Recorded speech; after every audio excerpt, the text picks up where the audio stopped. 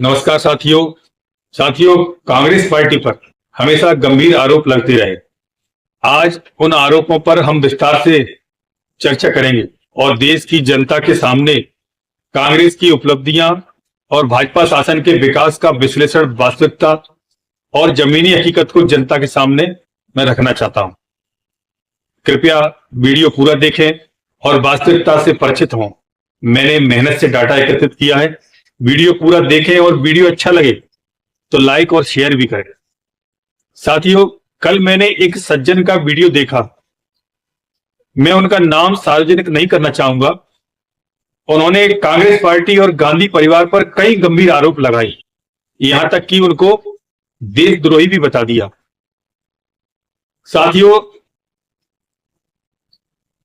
आज विस्तार पूर्वक उन तथ्यों के साथ देश की दोनों सबसे बड़ी पार्टियों की जमीनी हकीकत आपके समक्ष रखना चाहता हूं। कांग्रेस पार्टी एक देशभक्त पार्टी है।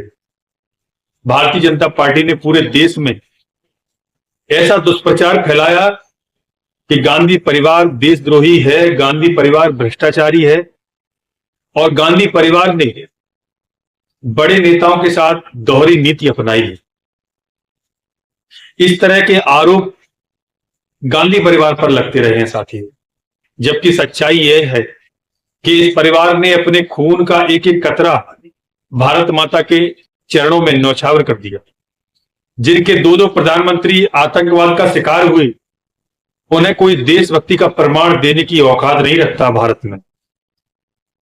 साथियों, वर्ष 2014 में जब भाजपा सत्ता में आई, तब बाबा रामदेव जैसे प्रचारकों ने, भाजपा के बड़े नेताओं ने देश की जनता को गुमराह किया कि स्विस बैंक में भारत का इतना काला धन है कि अगर वह जनता का पैसा वापस हिंदुस्तान लाया गया तो हर भारतीय के खाते में 15-15 लाख रुपए होंगे। लेकिन साथियों, आज तक वह 15 लाख रुपए वापस हिंदुस्तान नहीं लाया गया। आज कहां है वह काला धन? यह केवल जनता को गुमराह करने का सबसे बड़ा छलावा था। भाजपा ने देश के सबसे शिक्षित प्रधानमंत्री, महान अर्थशास्त्री डॉक्टर मनमोहन सिंह को मौनी बाबा कहकर अपमानित किया, जिनके नेतृत्व में भारत ने 1991 के आर्थिक संकट से बाहर निकलकर मजबूत विकास किया। उनकी सरकार में वर्ष 2004 से लेकर 2014 तक भारत की जीडीपी औसतन 7.7% की दर से बढ़ी। 2008 की वैश्विक मंदी के बावजूद भारत की अर्थव्यवस्था संभली रही, महंगाई दर नियंत्रित रही, मनरेगा सूचना का अधिकार, खाद्य सुरक्षा कानून, शिक्षा का अधिकार, आधार योजना, परमाणु करार जैसे ऐतिहासिक कार्य हुए।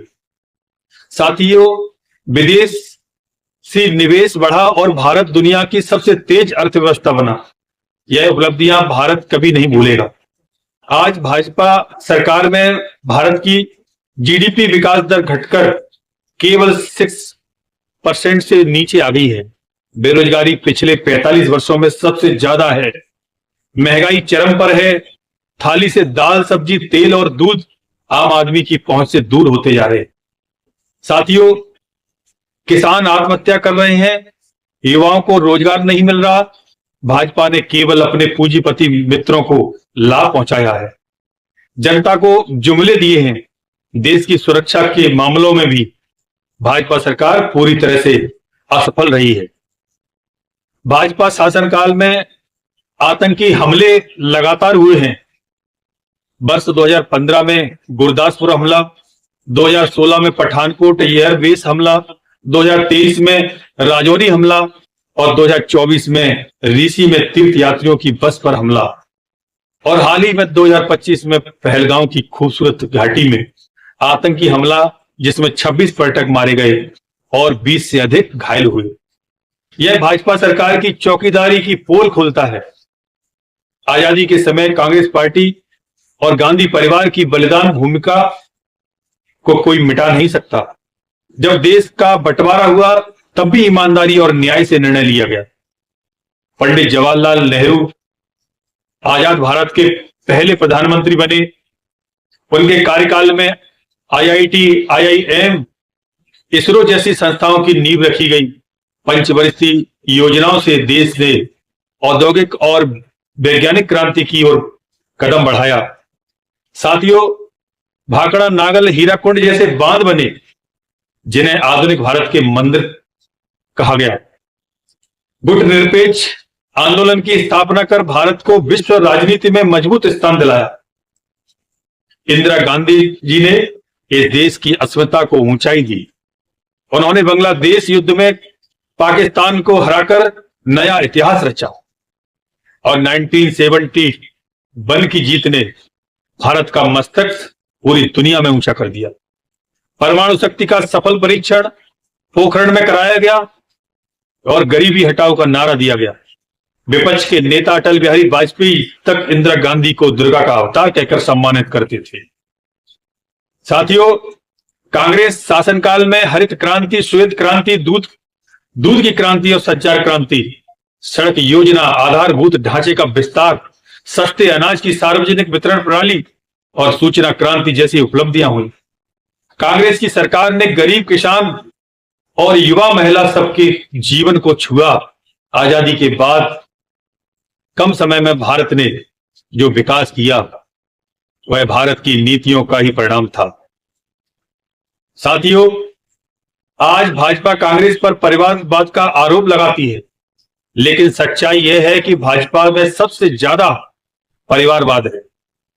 मध्य प्रदेश में शिवराज सिंह चौहान के बेटे को राजनीति में उतारा गया, राजस्थान में भजनलाल उनके बेटे, कर्नाटक में येदुरप्पा और उनके बेटे, गुजरात में श्रीमान अमित शाह के बेटे जय शाह को क्रिकेट बोर्ड से करोड़ों का लाभ दिया गया। खुद भाजपा का शीर्ष नेतृत्व परिवारवाद में डूबा है। ऐसे लोगों को कांग्रेस पर आरोप लगाने का कोई नैतिक अधिकार नहीं है। साथियों, आज भाजपा के शासनकाल में महंगाई, बेरोजगारी, भ्रष्टाचारी, अपराध, महिलाओं पर अत्याचार, लोकतंत्र पर हमला और संविधान की अनदेखी आम हो गई है। यह सरकार जनता की नहीं बल्कि पूंजीपतियों की सरकार है।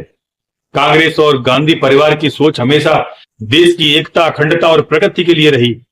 अहिंसा और बलिदान की जो परंपरा गांधी परिवार ने दिखाई वह भारत के इतिहास में अमर है और रहेगी। भाजपा चाहे जितना दुष्प्रचार करे, गांधी परिवार देशभक्त था और रहेगा, हमेशा रहेगा। साथियों, इन्हीं शब्दों के साथ आपको यह वीडियो अच्छा लगे तो अधिक से अधिक शेयर करिए। कांग्रेस के कार्यकर्ताओं, क्यों चुप बैठे हो अपने घरों में?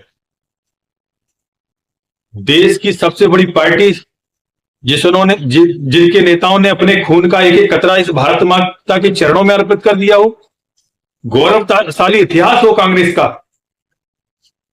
और आज कांग्रेसी चुप बैठे हैं। अगर आप अपने इतिहास और पूर्वजों के द्वारा किए गए कार्य को भी अगर जनता को बता दें, तब भी जनता आज आपके ही साथ खड़ी हो। आज देश को छला जा रहा है। देश में जाति और धर्म के नाम पर देश की एकता और अखंडता को खंडित किया जा रहा है। चारों ओर जनता में हाहाकार मचा है। महंगाई सातवें आसमान को छू रही है। देश का रुपया गिरता जा रहा है। किसान खाद के लिए चिल्ला रहा है, लाठियां खा रहा है। युवा साथियों के लिए कोई रोजगार नहीं, और कांग्रेसियों आप चुप बैठे हो। जनता के सामने इस सरकार की हकीकत क्यों नहीं लाते हो? ये आपकी नैतिक जिम्मेदारी है। अगर सरकार सत्ता में रहते हुए जनता के हितों के लिए कुछ नहीं कर पाई है तो जनता उसको अस्वीकार करेगी, लेकिन अस्वीकार आपको भी कर सकती है अगर विपक्ष में बैठकर जनता की आवाज नहीं उठाई। इस वीडियो को अधिक से अधिक शेयर करो, लाइक करो, और मैं चाहता हूं यह वीडियो जन जन तक, हिंदुस्तान के हर कोने तक पहुंचना चाहिए। उसमें आपके सपोर्ट की जरूरत है। सिरे से खारिज मत करो जनता, मेरे युवा साथियों, कि कांग्रेस पार्टी अच्छी नहीं है। यह दुष्प्रचार किया गया है और इन भारतीय जनता पार्टी के लोगों ने दुष्प्रचार किया है, लेकिन वास्तविकता यह है कि कांग्रेस ही राष्ट्रभक्त है। कांग्रेस ने ही अपने नेताओं को खोया है, जेल गए हैं, लाठियां खाई अंग्रेजों की। चाहे वो भगत सिंह, राजगुरु, चंद्रशेखर आजाद हों, चाहे नेताजी सुभाष चंद्र बोस हों या महात्मा गांधी हों, या कांग्रेस के तमाम नर्म दल और गर्म दल के नेता हो, इन्होंने अपने खून का एक एक कतरा इस देश की खातिर बहा दिया, हंसते हंसते फांसी के फंदे को चूम लिया। और कांग्रेस में ही सबसे ज्यादा विकास हुए हैं, चाहे वो युवा साथियों के लिए योजना हो। आपको याद है, युवा साथियों, याद करो, रैली की भर्तियां होती थी, भारतीय सेना में कितनी जगह निकलती थी, कितनी वैकेंसी निकलती थी, भूल गए इतनी जल्दी? ये धर्म के नाम पर जो औटंग किया जा रहा है ना, ये आपके लिए ही किया जा रहा है। देश को धर्म के नाम पर हाईजैक किया जा रहा है। धर्म हमारे आस्था का विषय है, हमारे दिल में बसता है। क्या हम अपनी मां के साथ इस तरह का व्यवहार करेंगे कि हम रोज कहें कि मां मैं तुम्हें बहुत चाहता हूं? ये बात अगर हम कहेंगे ना तो लोग हंसेंगे कि कहीं हमारी चाहत में खोट है। इसी तरह से धर्म है। धर्म को हम सिर्फ दिल में महसूस कर सकते हैं, उसके प्रति जो आस्था है वो हमारे दिल में है। सड़कों पर नहीं लाते हम अपने प्रेम को, और ना ही लाना चाहिए। लेकिन यह लोग धर्म का प्रचार नहीं कर रहे, बल्कि धर्म को दिखाकर देश के बहुसंख्यक समाज के दिलों पर सीधा अटैक कर रहे हैं अपने स्वार्थ का। केवल वोट की राजनीति कर रहे हैं, और आप उस शिकंजे में फंसे हुए क्या क्या झेल रहे हो धर्म की खातिर। आपको रोजगार नहीं मिल रहा, किसानों को खाद नहीं मिल रहा, खेती घाटे का व्यवसाय हो चुका है, महिलाएं सुरक्षित नहीं है, देश में गरीब और गरीब होता जा रहा है, और अंबानी अडानी जैसे लोग अरबों में खेलते जा रहे हैं। देश का करोड़ों रुपया जनता का उद्योगपतियों को दे दिया गया है, उनका पैसा करोड़ों रुपए माफ कर दिया गया डिफाल्टरों का। और किसानों को यहां वसूली होती है, उनका ट्रैक्टर उठाया जाता है, उनकी चल अचल संपत्ति कुर्क कर की जाती है। अगर उनका 1,00,000, 2,00,000, 4,00,000 कर्जा अगर उन्होंने माफ करने में, अदा करने में देरी कर दी हो, क्या हालात हो रहे हैं देश के, और तुम चुप बैठे हो। अरे राम जी तो हमारे दिल में बसते हैं, मोदी जी के राम हैं, राहुल जी के राम नहीं, क्या फालतू की बात है।